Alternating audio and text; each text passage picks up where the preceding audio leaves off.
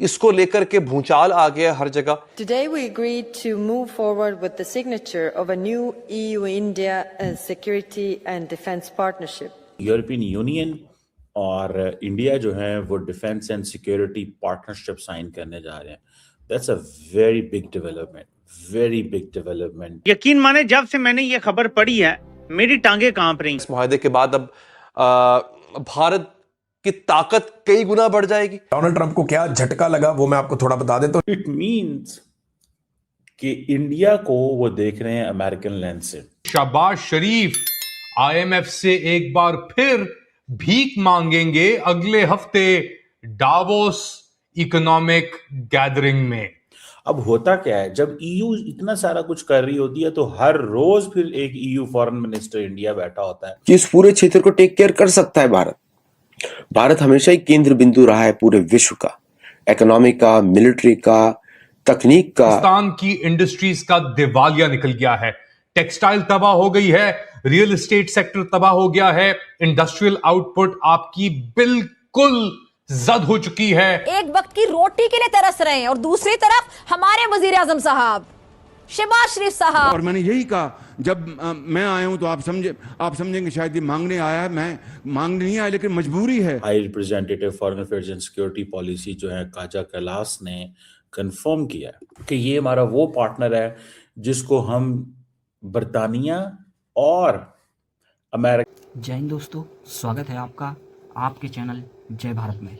दोस्तों, हाल ही में यूरोप और इंडिया के बीच रक्षा समझौता को लेकर करीबन 136 बिलियन डॉलर की रक्षा समझौता की मीटिंग हुई है। बताया जा रहा है कि इस मीटिंग से बाहर के जो देश लोग हैं वो बहुत ही ज़्यादा परेशान हैं और ये भी बताया जा रहा है कि यूरोप ने खुले शब्दों में कहा है कि अगर कोई इंडिया के ऊपर उंगली उठाएगा, वह इंडिया के ऊपर हमला करेगा तो वो यूरोप के ऊपर हमला माना जाएगा। इस घटना को लेकर पाकिस्तान के जो आर्मी चीफ हैं व पाकिस्तान के जो लोग हैं वो बहुत ही ज़्यादा डरे हुए हैं। तो आप लोग देखिए रिएक्शन, मिलते हैं वीडियो के लास्ट में।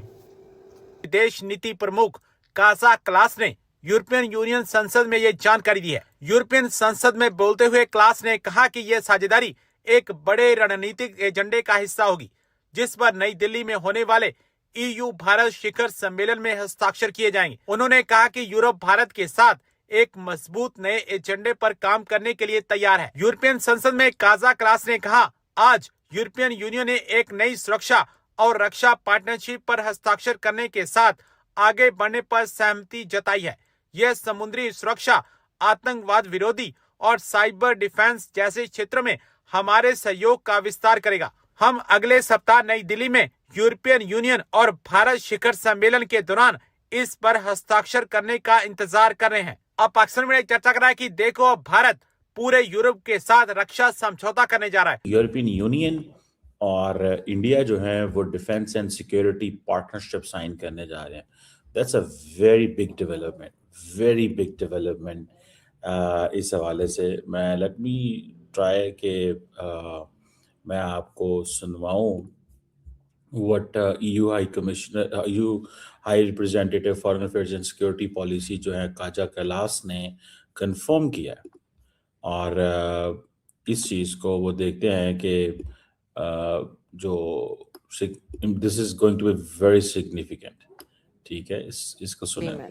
This deal will open markets, remove barriers and strengthen critical supply chains in clean technologies, pharmaceuticals and semiconductors.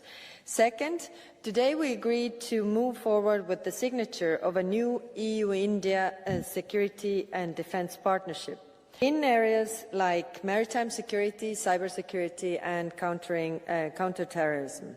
We will also launch negotiations on a security of information agreement. In a more dangerous world, we will both gain from working closer together. We also intend to conclude a memorandum of understanding on comprehensive framework on cooperation on mobility. अब ये that is significant. Challenges एक जैसे हैं, that is the significant. यानी कि दो major democracies हैं और हमारे जो चैलेंजेस हैं वो एक जैसे हैं कि इस पूरे क्षेत्र को टेक केयर कर सकता है। भारत हमेशा ही केंद्र बिंदु रहा है पूरे विश्व का, इकोनॉमी का, मिलिट्री का, तकनीक का, आप लोगों को पता, अगर शायद पता ना हो, मेरी बुक आप देख सकते हैं, दी इंटरस्टेलर वॉर, कि सारे वेपन्स जो थे भारत हर जगह से लेता था, महाभारत युद्ध के समय में भी, लेकिन वो सारे भारत में ही बनते थे।